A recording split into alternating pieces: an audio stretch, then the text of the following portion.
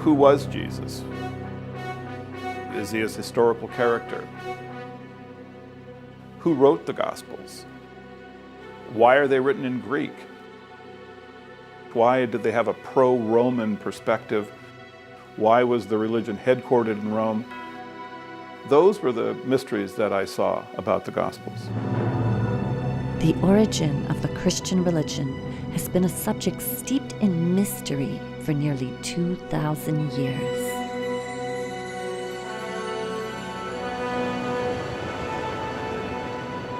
Joseph Atwill is one of a number of scholars today from all around the world who are questioning the historic facts behind these ancient mysteries. When examining the actual history of this era, many of the answers provided by the Church and Christian scholars do not hold up to rigorous scrutiny. This is really important for our culture, to understand where Christianity came from. No doubt Christians have done a lot of good for the world, but then there are other Christians, often the most dogmatic, who create wars, hatred, and other harm under the disguise of religion. In studying how Christianity emerged, many of our scholars agree that it was used as a political tool to control the masses of the day, and it is still being used this way today. The problem is that Christianity has been used as a tool by government that uses the goodness in people against them. For example, support for the wars in the Middle East has been preached to evangelical Christians as a way to speed up the end of days. This is just one example of the way that propaganda is used to control and manipulate the populace. Actually, according to my study of the ancient texts, the second coming of the Christ has already occurred. Maybe we need to expand the possible answers about how Christianity originated, and deeper questions need to be asked. Maybe we need to examine what political motives were behind the formation of the Christian religion. I think it's a requirement of alert citizens to know how the Gospels were written, why they were written, who produced them, what was the purpose and back of all this. This is good citizenry. Everyone should be involved in this. Today, we live on the brink of an immense paradigm shift, and this modern time is very parallel to the era in which Christianity emerged. Studying this ancient era can give us the perspective needed for coming up with solutions to today's problems and for helping create the better world that we envision.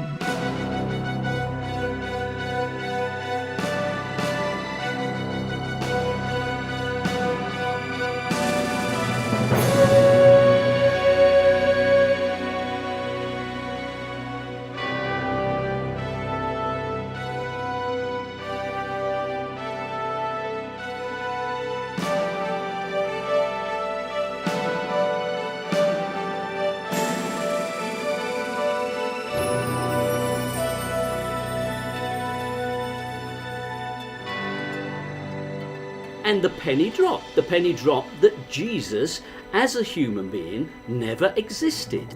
The presentation of the Jesus character, it's somewhat of a composite of many messianic leaders of the time. Well, let's just go back to the drawing board, and we'll leave aside all of the assumptions of Christian history, and let's just look at the text afresh and consider every possibility. Let's open the whole game up. Can you think that Christianity is really paganism by a different name? Now it feels completely obvious. Some of us are saying that this was a sun god turned into a Jewish man. In all of this, we're dealing with literature. We're not dealing with history. So the answer is no, there is no history to this character of Jesus. It's entirely a literary creation. Some of our Bible scholars are mavericks, working outside the restrictions of mainstream religious institutions. This allows them the freedom to provide fresh insights and draw some startling conclusions about how Christianity was formed.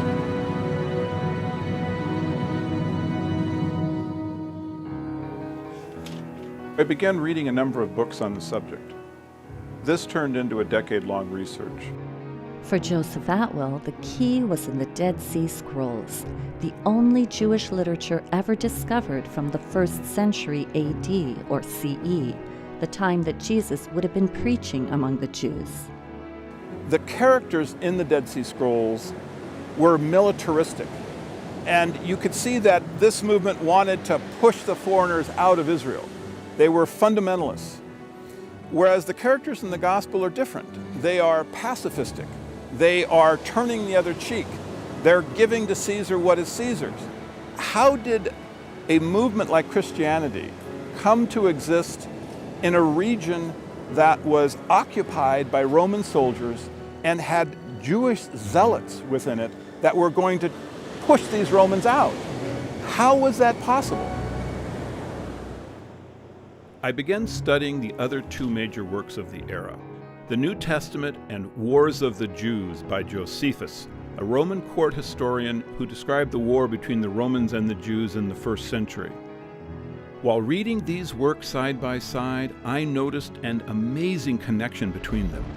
Certain events from the ministry of Jesus seemed to closely parallel episodes from the military campaign of Roman Caesar Titus Flavius, a campaign which took place 40 years after Jesus supposedly lived. My efforts to understand these connections led me to an incredible discovery. Christianity had been invented by a little-known family of Roman Caesars, the Flavians, and they left us documents to prove it. The Flavians are not a household name, and yet it's the Flavians who completely reshaped the Roman Empire. In Rome, of course, there's the Colosseum, which is understood to be the best-known monument of the ancient Roman Empire, perhaps. The Colosseum is, in fact, a Flavian construction produced during the Flavian period. It's under the Flavians that both Rabbinic Judaism and Christianity take shape. Why would the Flavians be interested in creating religions? Much like today, their era was marked by political power struggles, a bankrupt economy, religious conflicts, and endless wars. In the midst of this turmoil, the Flavians seized control of the Roman Empire and ushered in an immense paradigm shift. To understand the Flavians' rise to power, we need to go back to the reign of the previous powerful rulers, the Julio-Claudian dynasty. Beginning with Julius Caesar in the year 49 BCE, the Julio-Claudians ruled Rome for over 100 years, transforming the government from a republic into an empire. This family contained all the famous Caesars: Julius, who predated the time of Jesus; Augustus, who was Caesar at the time of Jesus' supposed birth; Tiberius, who ruled during Jesus' supposed death, followed by the infamous Caligula; then Claudius, and ending the Julio-Claudian dynasty with Nero, whose reign begins in 54 CE. The Julio-Claudians enjoyed a godlike status until the family degenerated and began to damage the Roman Empire. By the time of Nero, his famous decadence was bankrupting the empire, and the Jews of Judea were staging a huge rebellion against their Roman rulers. Judea was one of the many conquered provinces that made up the Roman Empire. This region, which was also known as Palestine, was controlled by a family that served as Rome's tax collector, the Herods. They were a Greco-Arab family, somewhat possibly Judaized, though only Judaized when it was convenient to please the subjects they were given, who were put in power in Palestine and destroyed the previous Jewish ruling family, the Maccabean family, root and stalk. Besides being heavily taxed and ruled by a non-Jewish family put in power by Rome, the Jews were further inflamed by the requirement that a statue of the Caesar be placed for worship in every temple throughout the empire. In the Roman Empire, you could pretty much have any god you want, But legally, you had to submit to the emperor as a god as well. You had to at least acknowledge that the Roman leader was also a divine figure. But the Jews would not have any of it. It's fundamental to Jewish belief that you shall make no graven images. It's one of the commandments given at Sinai by God. So the Jews never made representations of God. The Jews had a very different type of religion. They had a religion which was much more focused on the book and less focused upon cultic statues.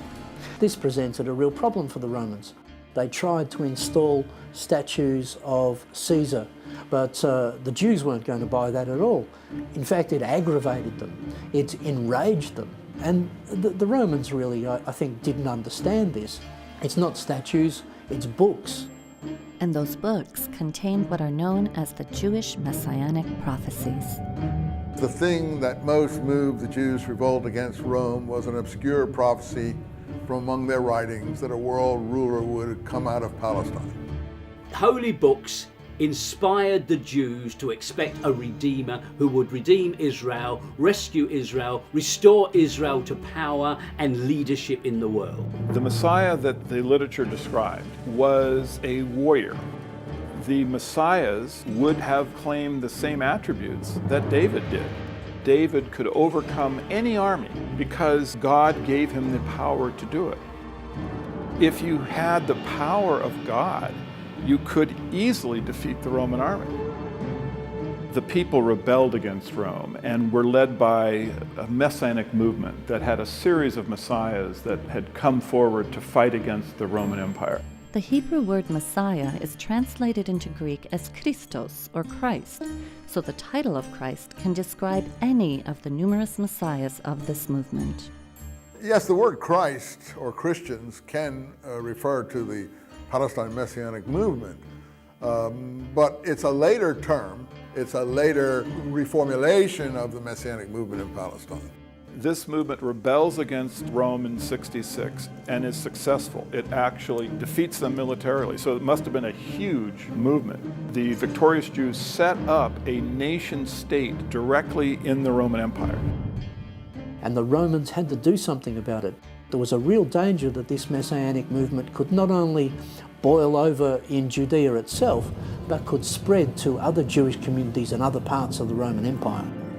Rome ruled its colonies with a rod of iron, and any resistance was going to be met with brute force. At this time during Nero's reign, two of the finest military men in the empire were the Flavians, Vespasian and his son Titus. Vespasian and Titus were military men. They spent a great deal of their life outside of Rome. For over a decade, they had waged war against the Druids in Brittany and Gaul. Vespasian and Titus were successful in essentially destroying the Druids. They left behind no historical record of their existence. And it's the Flavians that Nero calls upon when he needs to suppress the Jews' rebellion in Judea. Nero responded by asking his best general, Vespasian, and his son Titus to go into Judea with a huge army, 60,000, 70,000 troops, and a similar number of support individuals. So they meant business. The Romans came down to crush the rebellion. In the year 66 CE, the Flavians begin their military campaign against the Jews. They start further north in Galilee, where the first of three key events takes place. They destroy the Jewish towns of Galilee. They also capture a Jewish rebel who later becomes a critical figure in the formulation of Christianity. This is where they captured one of the leaders of the rebellion, a Jew named Josephus Bar Matthias. Now, Josephus presented himself to the Flavians as a prophet. He survived. He survived apparently by telling Vespasian that the prophecies of the Jews pointed out that Vespasian would become emperor. And of course he did, so Vespasian quite liked Josephus. He used him as a translator in his entourage. He used him to appeal to the rebels to surrender. At this point, Josephus became a turncoat, and worked with the Flavians against the rebellion. Meanwhile, chaos is increasing back in Rome, where Nero's rule is being threatened. In the year 68, the Senate found the courage to depose Nero and he committed suicide. Now, in that circumstance, Vespasian was a prime candidate to become emperor. In the middle of this war, Vespasian returned to Rome and seized the throne. The Flavians then became the imperial family. With Vespasian becoming the new Caesar in Rome, Titus stays behind on the battlefield and sets his sights on Jerusalem, where the other two key events take place. Titus encircles Jerusalem with a wall, and finally he razes the temple, leaving not one stone atop another. It took a while. They eventually had to bring on starvation by building a wall, a barricade entirely enveloping the city. What happens, of course, is the temple in 70 is completely destroyed. For the Jews, it was the ultimate calamity because, of course, this was the house of their God and it was destroyed by the Romans quite thoroughly. Titus, of course, was the victor of this great siege. Titus carried the spoils of this captured city back to Rome for his triumph. He took the treasures of the temple, their famous 7-branch candlestick. You can see it on the Arch of Titus in Rome. It celebrates that tremendous victory of Rome again triumphant, and Titus, of course, is the hero of the day.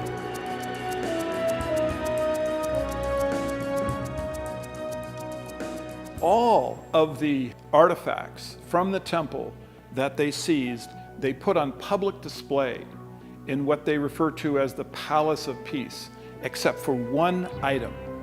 The Jewish scripture, Josephus records that the Flavians took and placed in their private palace where no one was allowed to see it. Although Titus Flavius successfully ended the rebellion in Judea, another rebellion soon broke out in Alexandria, Egypt. The Flavians were clear that this was not the end of the Jewish Messianic movement. They also recognized that it was the Jews' Messianic literature that was fueling this movement. So once they captured the Jewish scripture, they had all other copies of it destroyed. And that's why the Dead Sea Scrolls had to have been buried in a cave, because that was the only way they could be safe from the Roman destruction. There was not a single scrap of literature found from the Messianic movement until the scrolls were discovered. That's why they're such a treasure, because they're the only real voice of the Messianic movement that we have. And the real voice of the Jews' Messianic movement, according to our scholars, was violent and militaristic, not the pacifistic version depicted in the Gospels. War against Rome was a Messianic war. So that's why I say that the scrolls are not only the literature of the Messianic movement in Palestine, they're also the literature of the war against Rome. The Romans needed to subdue the Jews' religion, so they set about influencing it and changing it. They realise they can't destroy the Jewish religion altogether. That's not their objective. They realise they're sensible enough to realise that they can't do that. So what you have to do is try to create a type of Judaism that is benign. And it's exactly coinciding with the rise of the Flavian dynasty is the arrival of two benign forms of Jewish ideology. It's during this period that a new literature enters history, which describes a peace-loving, turn-the-other-cheek preaching Jewish Messiah named Jesus Christ. But if the Flavians wrote the Gospels, how could a Roman family know how to write Jewish literature that refers to Jewish prophecy? The answer lies in the Flavians' collaborations with a number of Jewish intellectuals, beginning with their own court historian, Josephus.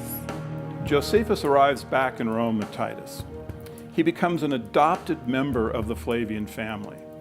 An amazing turn of events for the Jewish turncoat. He becomes Flavius Josephus. Josephus at this time begins writing the history of the war, and he records that Titus gave him the Jewish scripture.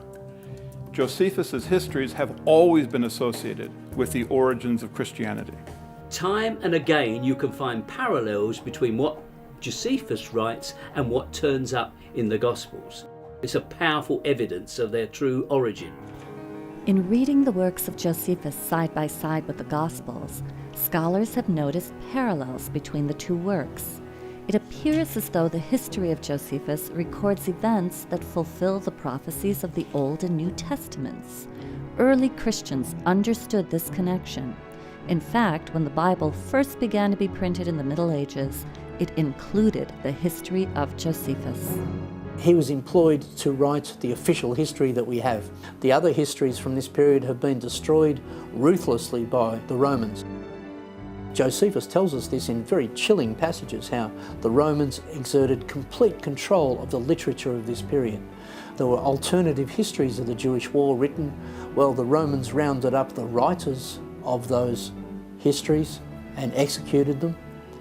They rounded up all the copies of those histories and destroyed them. That is to say, they ruthlessly wiped out any alternative history, so that the only history we have is written by Josephus. And let's remember who Josephus was. Chief propagandist of the Flavian dynasty, and he was very, very successful. He moved back to Rome. He was given an apartment in the emperor's own townhouse, and he was appointed the chronicler of the Roman Jewish War, using Vespasian's own diaries of the events. Also in the pages of his history, Josephus declares that the Jews' Messiah or Christ is none other than Flavius Vespasian and his dynastic family. To put it succinctly, Josephus says that there was a prophecy that a world ruler would come out of Palestine. The Jews thought this applied to one of their own. They were wrong in their interpretations. He used the most cynical interpretation. He applied it to the rise of the Roman emperor in Palestine. Josephus recorded that the Messianic prophecies foresaw not a Jew, but Vespasian and his dynasty. In fact, all of the Flavian historians recorded that the Flavian Caesar was the Christ. It was important to the Flavians that they be seen as the Christ, as divine and godlike, and this was not mere vanity. The Julio-Claudians before them had already established that presenting themselves as gods was a powerful tool in controlling their subjects. When the Flavians took over the throne, they inherited an enormous bureaucracy that was already in place, the imperial cult, which was dedicated to promoting the idea of Caesar as a god. Another part of the puzzle is the Roman imperial cult. Why is it important? Well, because it coincides with that same period of time as the emergence of the Christ cult. You had a whole social community. The whole social structure of these conquered territories was governed by the imperial cult. And if you wanted to succeed, the key social community to join was the imperial cult, because that's where all the movers and shakers were. This idea of the emperor becoming an object of worship was well established in the Roman system before Vespasian and Titus came along. It was prevalent in all major centres. It had its own priesthood. There was a ceremony, an annual celebration, annual games for the imperial cult. Now, it had many characteristics which would later colour the Christian cult. It grew in the same centres. It made claims that were later transferred to Christ. The Julio-Claudians had claimed that they were of divine descent and that they were therefore legitimate. Their power base was the Roman aristocracy, the Roman nobility.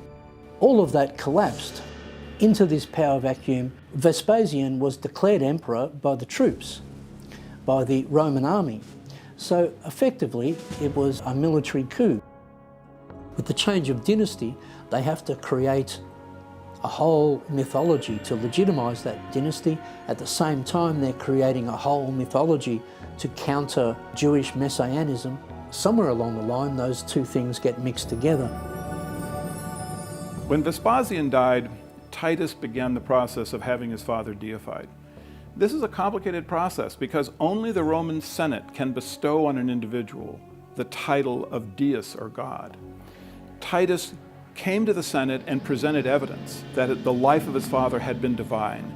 Certainly this would have included the military campaign that the Flavians waged through Judea.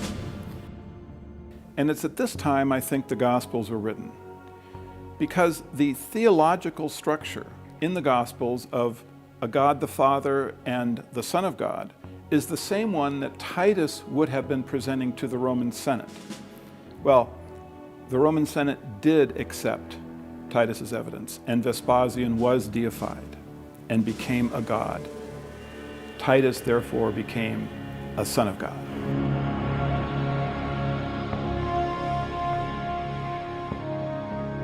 The Arch of Titus that still stands in modern Rome today is inscribed with a dedication to the divine Titus, son of the divine Vespasian, or son of a god.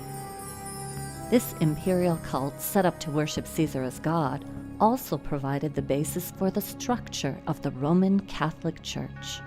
Now, the rituals, paraphernalia and symbols of paganism were transferred wholesale to the Christian church. The most obvious and clear example is where the title of the pagan chief priest of Rome, the Pontifex Maximus, became the title of the Pope, the Christian Pope. If you look at who held the original bishop positions in the Catholic Church in those early times, you will see that they are members of the same pagan aristocracy. They simply changed their clothing a little bit. They wore the same garments, but they wore slightly different headdresses. They had become from being a priest of a pagan cult to being a priest of Rome. Where the Vatican now stands, there was once a pagan temple which celebrated the mysteries of a dying and resurrecting God-man who wasn't Jesus. There are many churches in Rome, I've been to a few, where you go above into the church and there is Jesus, and you go underneath and there's a little sanctuary of Mithras, and it's basically the same figure. So the Roman plot to invent Christianity is just so clever when you think about it.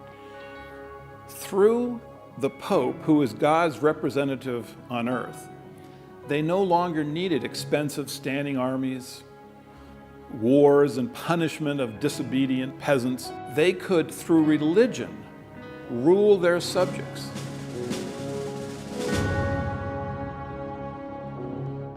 Over time, Roman Christianity propagated throughout the empire by way of the mass media of the day, the Roman roads. The Romans must have approved of this new religion because, as some scholars ask, if the Gospels really were Jewish literature about a Roman sentenced criminal, why wouldn't they have been destroyed? One of the really surprising things for me was to realize the extent of Roman control of propaganda and of literature. So that when you suddenly get all of this Christian literature arising in this period, one has to ask, well, how did that happen? The conclusion that one has to reach is that that could not have happened without some degree of complicity on the part of the Romans, so that one is led to the conclusion that the Romans must be involved in the production of this literature.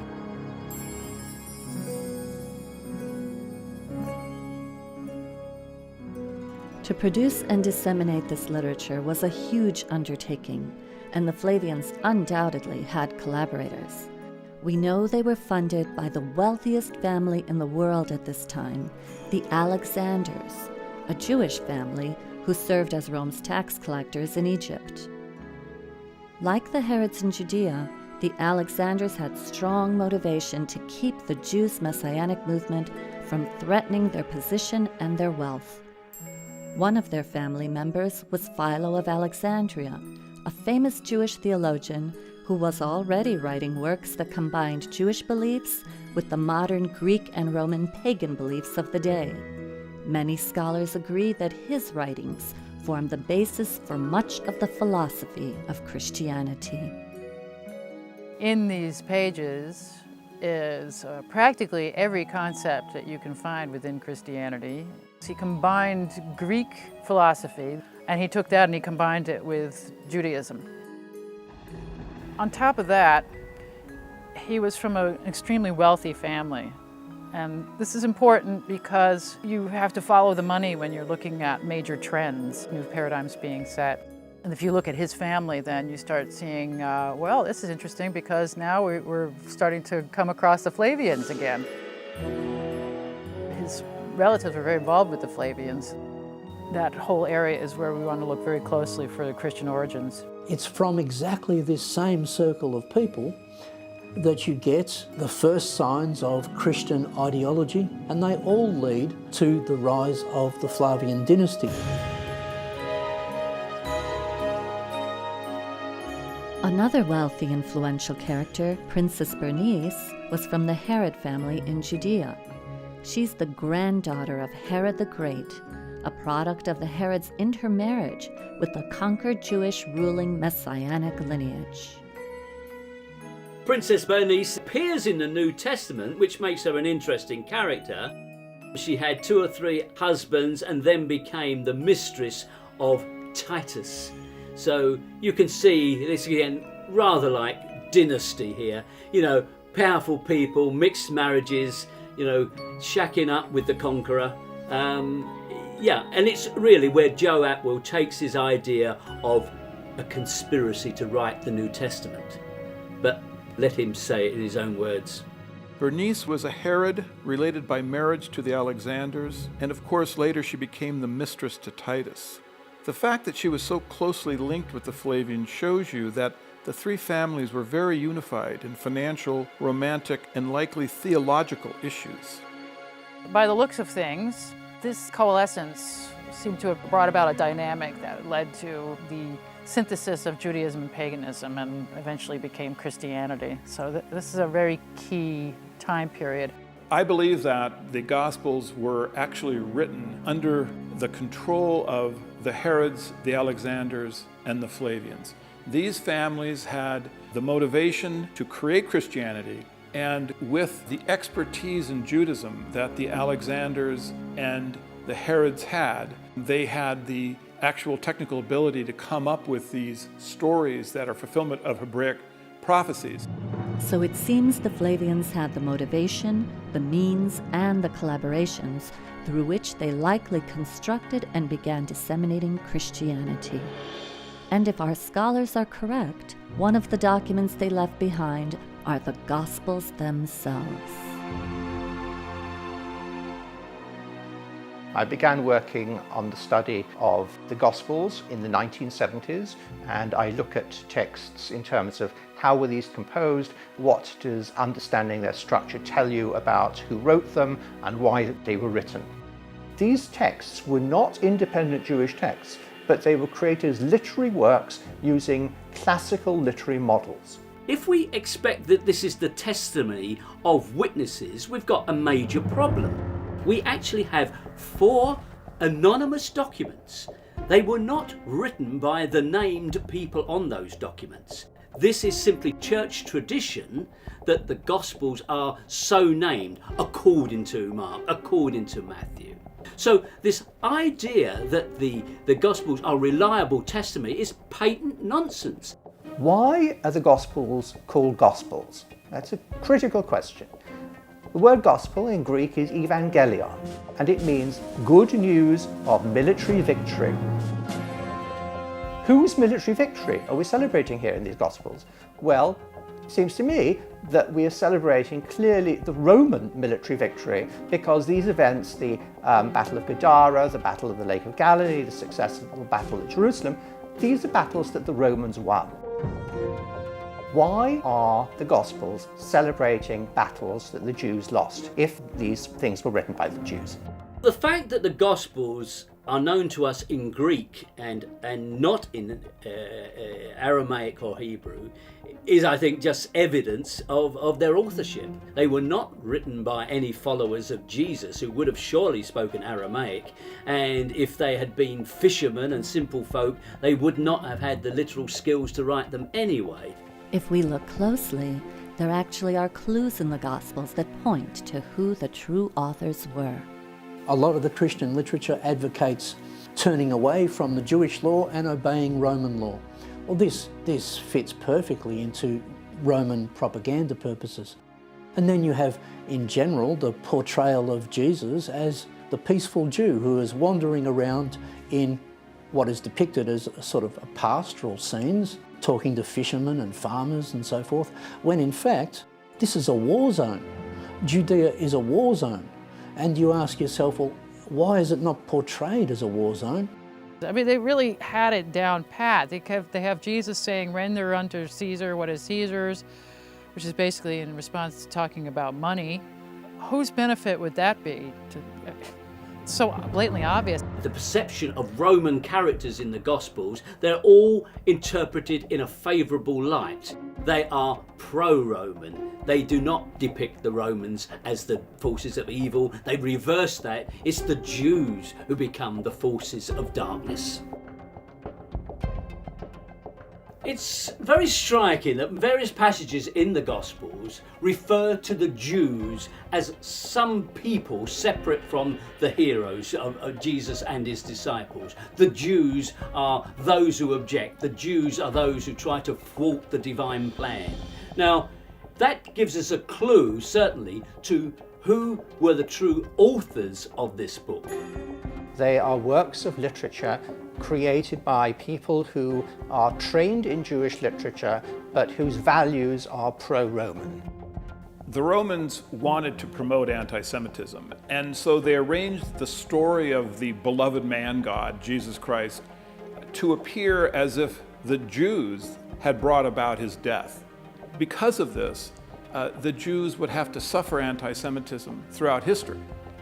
So this was a piece of work that could not have been done except by a fairly established literary team, such as the literary team that was in Rome actually writing the books of Josephus. I mean, that was written by a literary team, and it was written as one of the attempts to give prominence to the Flavian Caesars, which the Gospels also do. So it is extremely likely that the Gospels, as a form of epic, designed to magnify allegorically the Roman Caesars, is also written at the court of the Flavian emperors. But the Jesus story takes place many decades before the Flavians came to power. Why would the Flavians create a work about a Jewish Messiah that wasn't even from their own era? The Gospels were very precisely backdated 40 years. Jesus' ministry was started in 30 CE, exactly 40 years from the destruction of the temple.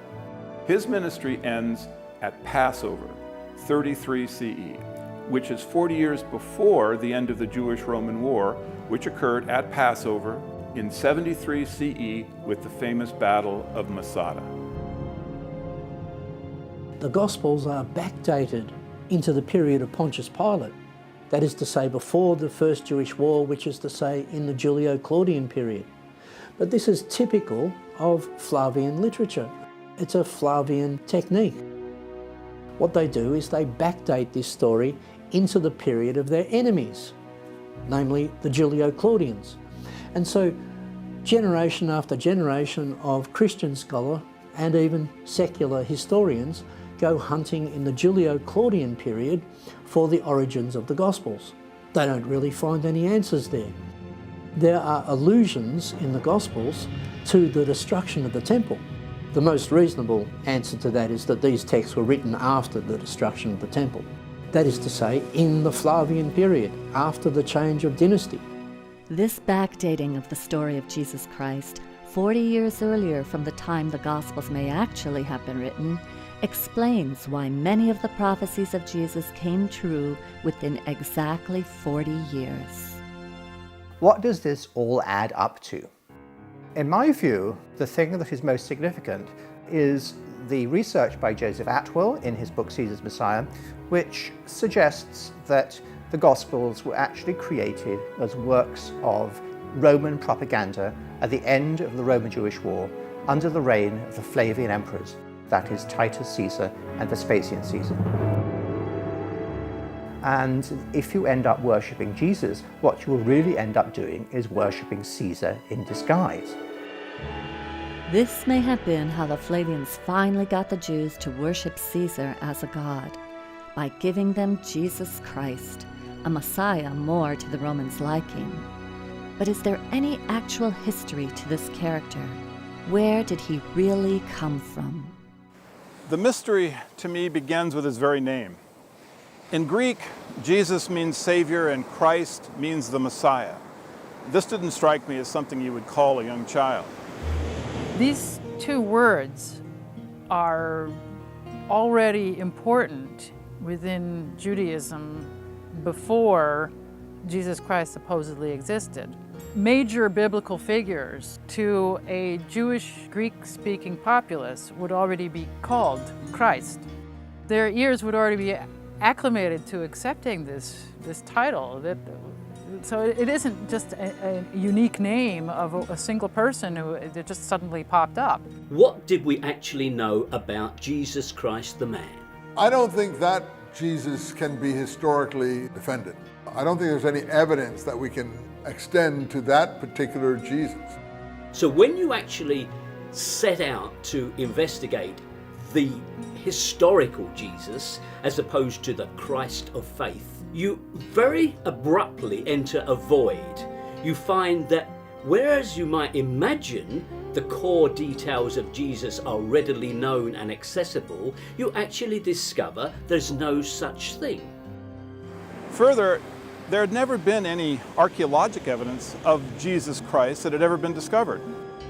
You cannot find an established and incontrovertible biography of Jesus at all. It doesn't exist. You enter a strange twilight zone of early Christian belief.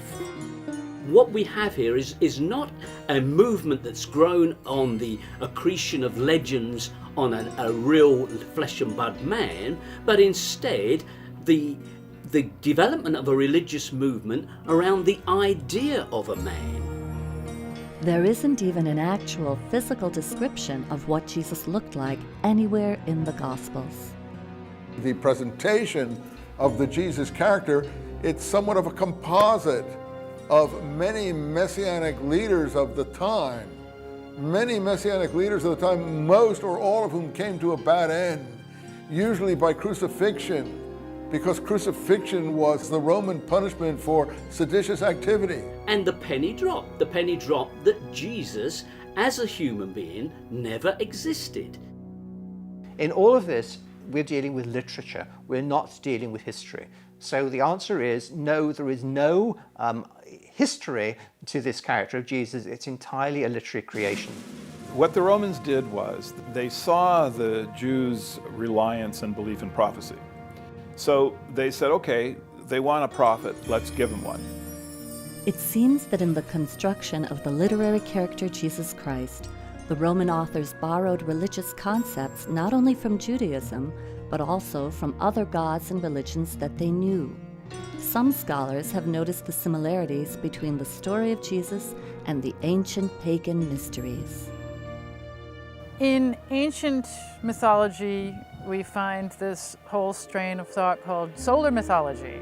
Many gods start taking on solar attributes because as agricultural communities become more important, the sun becomes the big focus, the most obvious reasons of planting and harvesting. The sun is then personified, so now we have a male sun god. It becomes a religion in many parts of the world. Christianity usurped a tremendous amount of sun worship. Some of us are saying that this was a sun god turned into a Jewish man. This December 25th birthday was in fact the winter solstice. This is really in fact the birth of the god of light. December 25th actually is the end of a 3-day period of when the sun stands still. The sun appears to be dying as the days become shorter, and the sun is reborn at that point. Across the ancient world, there was this form of experiential and philosophical spirituality in these mystery cults or mystery schools. And at the center of these schools, you would find a mythos, which was an initiatory myth, a symbolic myth, which would help people who were going through the initiatory process come to this spiritual awakening, this knowledge, this what they call gnosis. And what you see in these myths is the elements that will later become the Jesus story. Let's ask the question, is Jesus developed from pre-existing literary characters? Jesus has certain episodes in this so-called life, and each one of them can be traced to a prior representation of that type. If you look at the elements which we found in the pagan mystery school myths, you find the story of a dying and resurrecting Son of God who's born of a virgin, has 12 disciples, turns water into wine at a wedding, it brings a new religion of love, is accused of heresy or of provocation by the authorities, is put to death, sometimes by crucifixion. And then if you want to commune with the God-man, you take bread and wine, and then you can come to eternal life. Well, all of this is, of course, Christianity. Easter itself is a long pre-Christian celebration of the resurrection of spring from the death of winter. This is an ancient shamanic rite you'll find all over the world, that you go through a ritual death where you get reborn, but you're reborn as an awake being. So you've died just to your lower nature and woken up to your higher nature. You can find them in the Old Testament, in the Jewish mythology as well. It isn't just pagan parallels. I mean, the New Testament, for example, the Ascension. We have an ascension with the Old Testament figure of Elijah, and it's a very dramatic ascension. Elisha-Elijah cycle. These are two Jewish prophets, one followed on from the other, which have many of the story elements found in Jesus. For example, there is a multiplication of food miracle, there is a raising of the dead miracle, there is a water miracle, there is ultimately an ascension to heaven miracle. Is this fulfillment, or is this simply copying of a useful theme? You can see where they just used Old Testament characters and scriptures as a blueprint to create this new one. A lot of the ethics of Christianity actually were around before Christianity. Do unto others as you would have them do unto you is in fact from the Old Testament. Jesus didn't make that up. Many of the other aspects of Christian ethics, many things which we might like to applaud as very good aspects of Christian ethics, can be found in the Stoic philosophy in Rome, which, by the way, was exactly the philosophical and ethical school promoted by the Flavians. There's little that is original about Jesus. If one separates from his words advice that was in the interest of the Roman imperial family, all that you have left are snippets of widely known philosophies, truisms, and concepts that came directly from prior Hebraic literature. The reason I am now convinced there's no historical Jesus, which seems a real, whoa, to people who are not familiar with the idea, is a combination of things. First of all, there's no evidence for an historical man which stands up to proper scrutiny.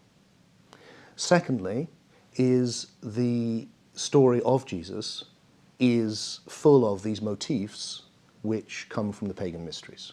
And the third reason is because in the early Christian movement, there's these two types of Christians, certainly by the 2nd century, which I think of as Gnostics and literalists.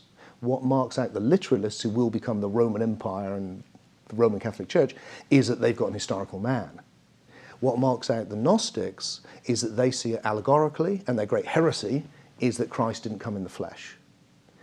Now, the winners write history, and the history books have been written by the literalists. And all of the tradition about the Romans trying to torture and suppress Christians, these traditions are correct. They definitely persecuted the messianic, militaristic Christians, and they certainly would have frowned on the Gnostic, independent thinking Christians, but the Roman pacifistic giving to Caesar what is Caesar Christians, that group would have been promoted. Which makes it perfect for the Roman Empire. And it's a fascist empire. It's got a very simple message: just believe this, you don't have to transform, and you have to go through the authorities, through the bishops, through the state, ultimately. It's the perfect thing for them to pick up, and that's what they did. Our scholars agree that the Gospels are complex literary creations, drawing from both pagan and Jewish myths. But Joseph Atwill goes a step further to say that the Flavians wrote passages directly into the Gospels which show that they were the authors.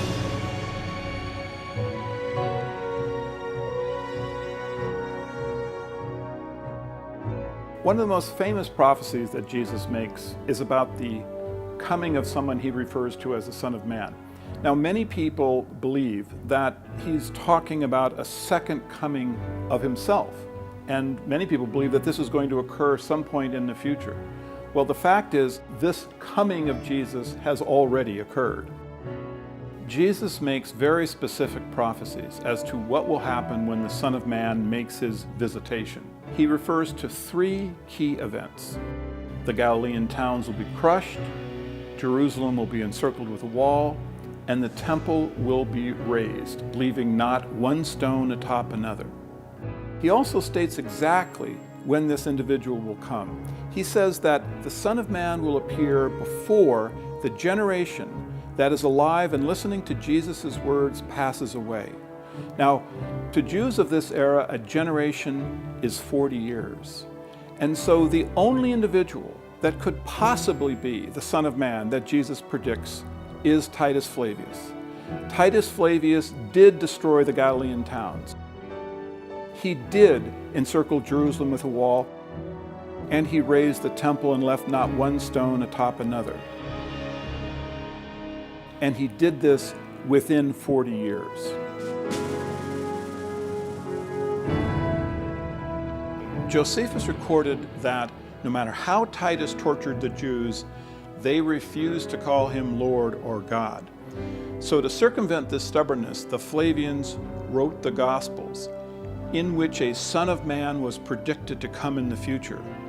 Titus fulfilled these prophecies and became the Son of Man. So you end up worshiping Titus without knowing it.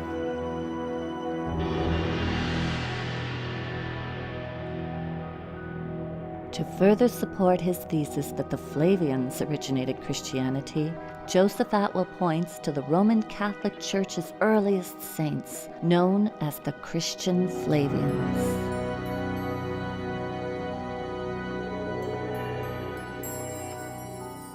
The Flavian family is connected to early Christianity in a number of unusual ways. So many members of the family were recorded as having been among the first Roman Catholic saints. These include Flavia Domitilla, who is either Titus's sister or his niece, and there is an inscription honoring Flavia for donating the land that became the first Christian catacomb. And Flavia Domitilla was the first Christian saint. Her son, Clement, is recorded as having been the first Roman Catholic pope after the Apostle Simon. In addition, there were two members of the Flavian household staff, Neros and Achillas. Both of them had churches named after them in the very earliest Christian dioceses in Rome. There was a Christian theologian whose name was Titus Flavius Clemens, Clement of Alexandria. And he's the one who actually described the first Christian symbols. And he said they were the anchor, the boat, the fish, the olive branch, the star. And oddly, these are the very symbols that the Flavian Caesars used on their coins. The final connecting point between the Flavian family and Christianity is that in the 4th century, Flavius Constantine made Christianity the state religion of Rome. The military achievements of Caesars were important to all Romans. So certainly, the Flavian Christians, the group that the Roman Catholic Church states were the first saints of the religion, would have known the identity of the Son of Man that Jesus predicted, who would crush Galilee and circle Jerusalem with a wall and raise the temple, was Titus Flavius. So it seems if a person knows how to uncover them, there are actually many clues pointing to the Flavian origin of Christianity. And perhaps the most intriguing one that Joseph Atwill uncovered is a secret code the Flavians used in their documents, which enabled him to make his startling discovery. So the Romans had the Jews' scripture locked up inside their imperial court, and they studied it. And what they discovered was that there was a unique literary code hidden in the text. This hidden code, which was common in Jewish scripture, was used by the Flavian literary team to place passages into the Gospels that had to be deciphered to be understood. This hidden literary technique is known as typology.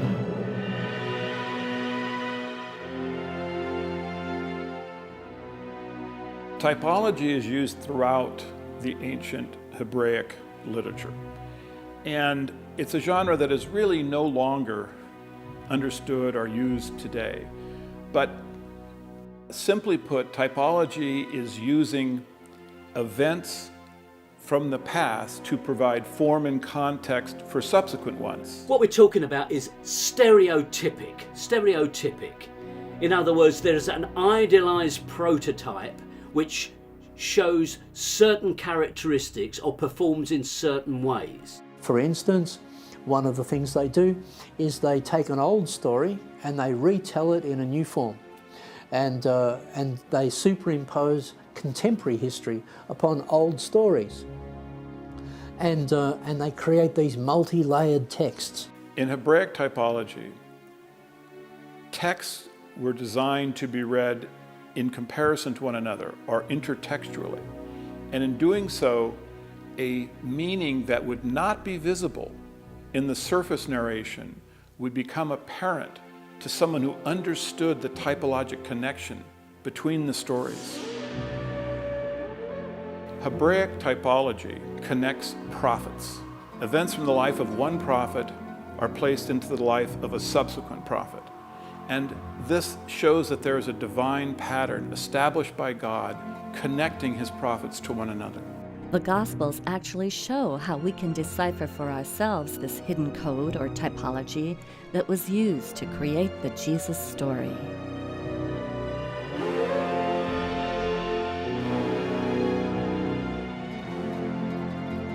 At the very beginning of the Gospels, there's a primer of this typology. What the author of Matthew has done is take events from the Old Testament and place them into the life of Jesus.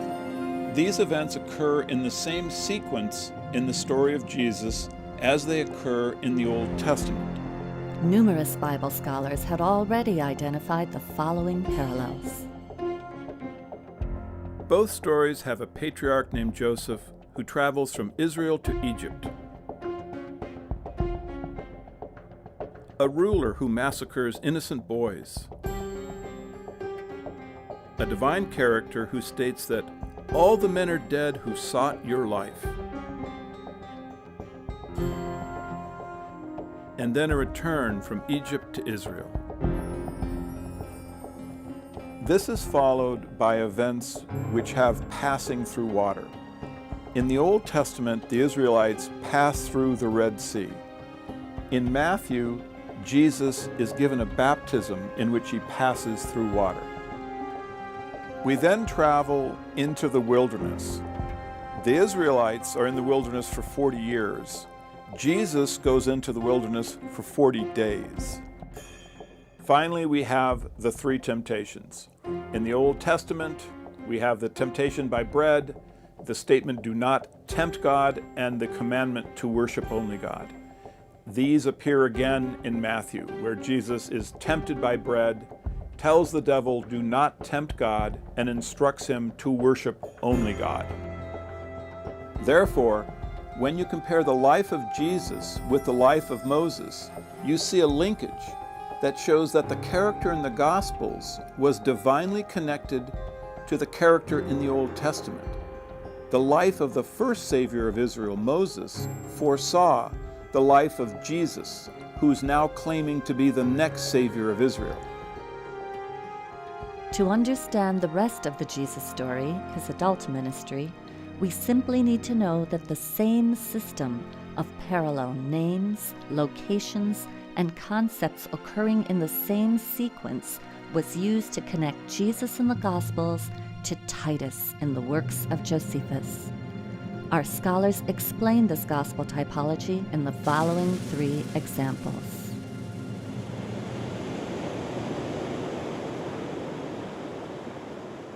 Jesus comes to the Sea of Galilee at the beginning of his ministry. He gathers his disciples to him and he says, "Do not be afraid. Follow me and become fishers of men." In the Gospel of Luke, Jesus actually says catchers of men. Titus comes to the same location, to the Sea of Galilee. He gathers his troops, his disciples, together and he says, "Don't be afraid." And then he leads them. They follow him and they attack a group of Jewish rebels. They sink the Jews' boats. The Jews attempt to swim to safety, and the Romans use their spears to catch them. They become fishers of men. The match isn't exact, but we should never expect it to be exact. It's simply a type which is repeated across the whole of the New Testament.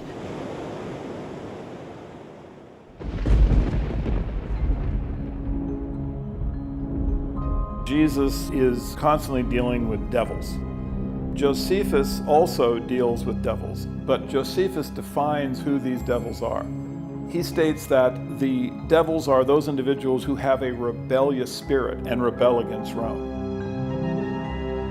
At Gadara, Jesus encounters one man who has a legion of demons inside his mind. They then are driven out by Jesus. They infect a herd of swine, and then this herd rushes wildly into the water. This is a parallel to Titus's battle at Gadara, where one individual infects an entire legion of Jews with his demonic spirit, and then that group in turn infects another group, and this combined group is driven by the Romans into the sea. What's being suggested here is that this story that you find in the Gospels is in some ways sort of like a grim parable about that military event. It's sort of like a bit tongue-in-cheek, I think. The Romans had a vicious sense of humour like this, a very black sense of humour. In a medieval text that I've studied, which is called the Gospel of Barnabas, when you read that story, the way it's presented is in an unsophisticated form, that is to say it's sort of been decoded in some ways, and it becomes clear that what we're talking about here are the Jewish rebels are chased into the sea and they drown in the sea. In the Gospels, these are presented as pigs. This is once again a very dark, black sort of Roman sense of humour. Some of this literature really needs to be understood like that.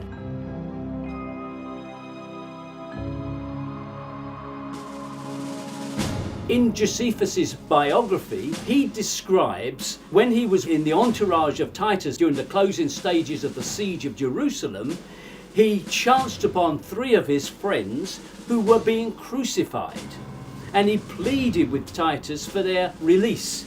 And Titus gave that permission, and the 3 figures were removed from the cross. 2 of them died, and 1 revived. Now, if you're looking for a stereotypic example of how some idea was floated into the mind of someone writing the Gospels, that is a pretty clear example. It's certainly a strange occurrence that we find such an incident in the works of Josephus when it shows up in such a dramatic form in the Gospels. In the Gospels, Joseph of Arimathea asked the Roman commander to take Jesus down from the cross. In Josephus's history, Joseph Bar Matthias asked the Roman commander to take someone down from the cross. Arimathea is a pun on Josephus' last name, Bar Matthias. When you read our sources really carefully, and you have to do it really, really carefully, because they didn't spell it out for us. It's effectively very well hidden. We have to understand that our literature, a lot of our literature is essentially propaganda. The Romans are not writing objective history, and all of our literature has been through Roman filters. Perhaps that's the significance of the Dead Sea Scrolls, that this is literature that hasn't been through the Roman filters. It's important to realize that Josephus wrote in an era when allegory was regarded as a science. Educated readers were expected to be able to see another meaning in religious texts than the one that appeared in the surface narration. We're dealing with Roman literature on the one hand and Jewish literature on the other, and it has to be said that in both cases they're much more sophisticated, much more multi-layered and allusive and much trickier than modern readers suspect. No, it's not a simple literature. It's very, very complex, allegorical literature that indulges in the literary games that the Romans played. The more you understand about Roman literature in this period, and then you place the Gospels and other Christian literature in that same milieu, you can start to see the games that are being played in that literature. Now, these parallels have been seen by other scholars, but what they failed to notice is that they occur in the same sequence, and thereby they create a typologic pattern. The Flavian thesis, it's trying to read these texts in context, because in any given text, you've got the text in the first instance, and then you've got the context, the environment in which it happened, and of course in all of these texts also you've got a subtext. So you've got text, context and subtext, and you have to be able to read all of those things. And unfortunately, many religious people who are coming out of seminaries, who are coming out of religious colleges, they're just not being trained in this sort of level of reading. They're instead being trained to just read on one level, which is a literal level, and I think that that's very unfortunate, and that really needs to be challenged.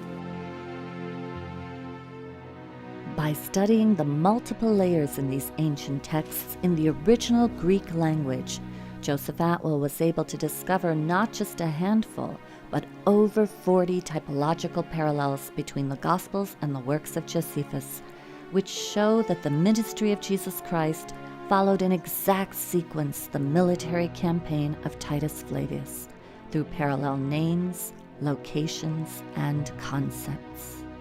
Once I understood the system that the Flavians were using to link Jesus and Titus, I was able to discover dozens of these parallels between Jesus and Titus. And what was amazing is that they occurred in the same sequence. And this simply proves that this was deliberate, that these unusual parallels had been created by the Flavians as a signature. It is their way of telling posterity that they authored the Gospels. These parallels are the Flavian signature of the Gospels.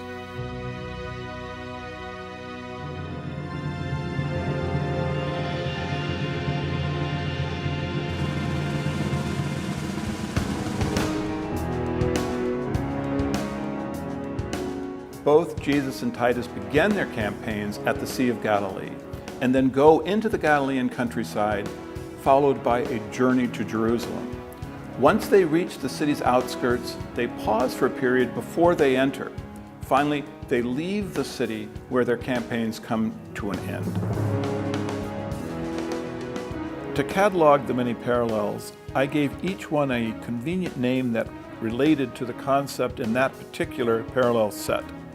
Starting at Galilee, each of these are episodes that occurred both in the gospel story of Jesus and in the history of Titus's military campaign.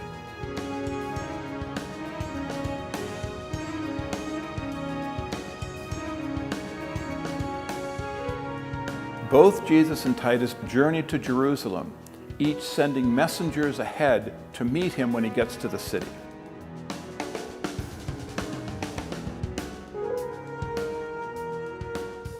When the Romans get to Jerusalem, they notice that the Jewish factions are fighting against themselves.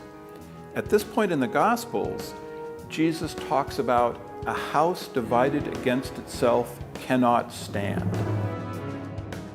Then Josephus wrote that in preparation for battle, Titus ordered all of the fruit trees between the Roman camp and the walls of Jerusalem cut down.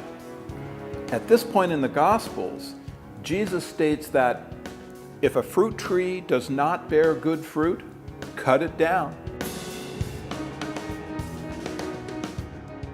Titus goes around the walls of Jerusalem looking for the best place to construct a tower from which they can launch their attack. At this point in the Gospels, Jesus asks, which one of you who is going to build a tower doesn't first sit down and think about the cost? At this point in the history, Titus sends Josephus to ask the Jews what terms they will accept for peace. In the Gospels, Jesus describes a king who sends a delegation to ask for terms of peace. Both Jesus and Titus at this point have triumphant entrances into Jerusalem, during which, amazingly, stones are said to cry out.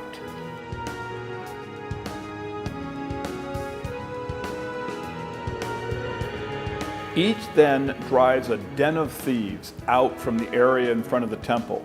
This is followed by Titus encircling Jerusalem with a wall and Jesus predicting that Jerusalem will be encircled with a wall. Because of the wall, starvation sets in Jerusalem.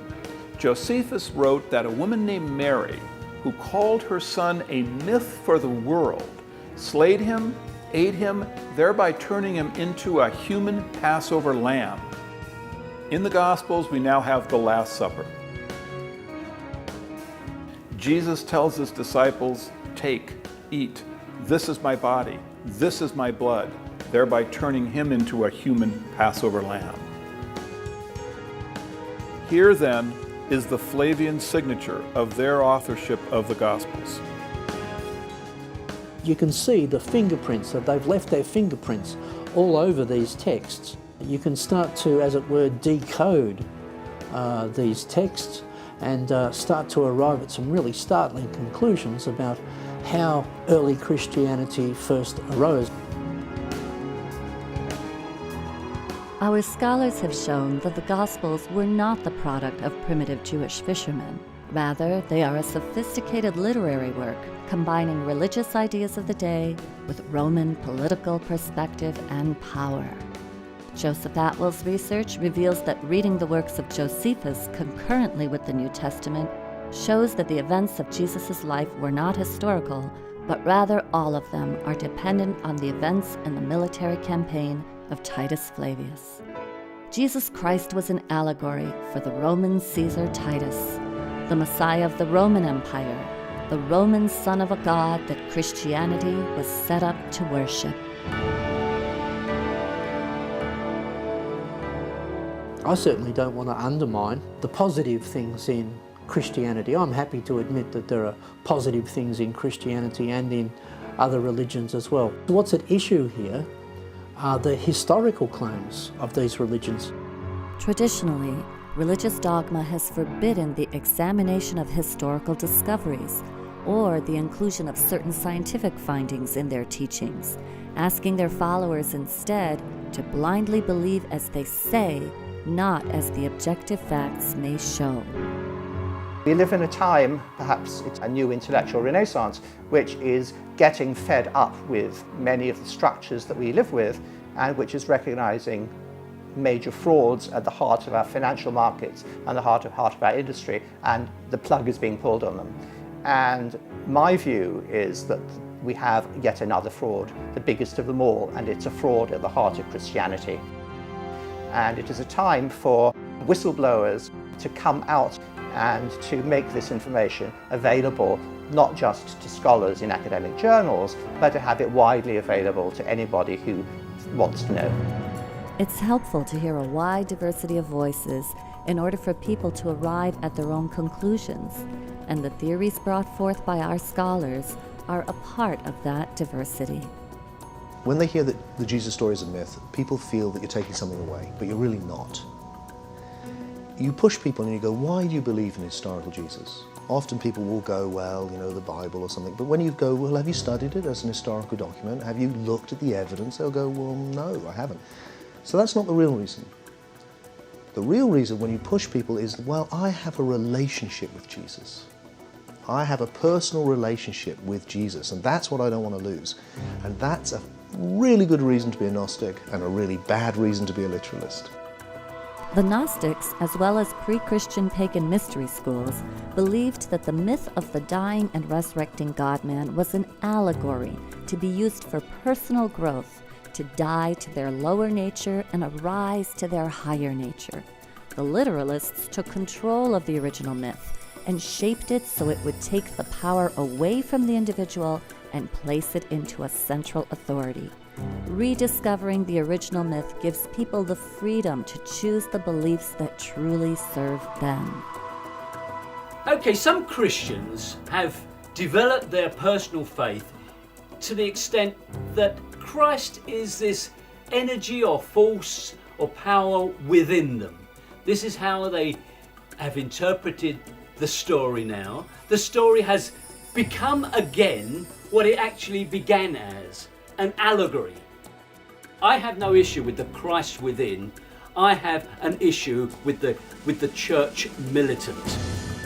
What threatens humanity is organised, regimentised religion on the march, taken so seriously that you will act out its worst precepts. If we examine all the religions of the world, we find that there is a common thread that connects all faiths and all people. And it is from this connection that we can make the choices that have now become so critical to our future. I like to focus on the origins of religious ideas. And it turns out that they're very unifying underneath all of the divisiveness that we see on the surface. It would be extremely helpful for all of humanity to realize that there is this underlying unity. And those origins are basically nature worship, the study of the sun, the moon, the stars, planets. This is all what humanity has been looking at, of course, with great awe and reverence for thousands of years. And it's extremely important, I think, for us to get back to those roots. The destruction of the planet is also directly tied to religious ideas. This can help to restore balance to the planet in a very, very profoundly significant way. The very survival of humanity depends on viewing history from a new perspective so that we can be clearer on the historical facts and still honor the myths that offer us the greatest wisdom. It's what the myth, what the poetry says that matters, not what actually happened. So each new generation, whatever you say, is going to hear the myth, and that's what is true for them. And what follows is the actual history is much too complex for the average person to ever get their head around. Though the actual history is complex, and we may never know all the facts about what happened 2,000 years ago, the voices of our scholars are contributing to an ever-widening dialogue and the growing paradigm shift being witnessed all around the world today that can lead to a more empowered and enlightened humanity tomorrow. This is really important for our culture, to understand where Christianity came from. And this is direct evidence. You can actually walk this path and come to this conclusion. You can know that Christianity was an invention of the Romans. It was done to pacify their subjects. And this is important because it gives us a different way of understanding government, how government operates, the tools that government uses, the purpose that government has for the various propaganda apparatus.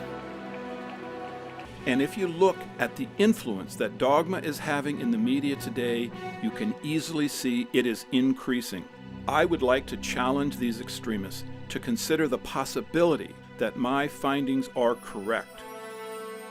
Though there is much good in Christianity, we have to understand how rulers have used it to control us and how they are still using it to control us today. I hope citizens will be more skeptical when they hear an authority figure using faith to interpret laws or a belief in Armageddon to create governmental policies. The Flavians encoded a secret message into the Gospels, which we can now understand in a new light. You shall know the truth, and the truth shall set you free.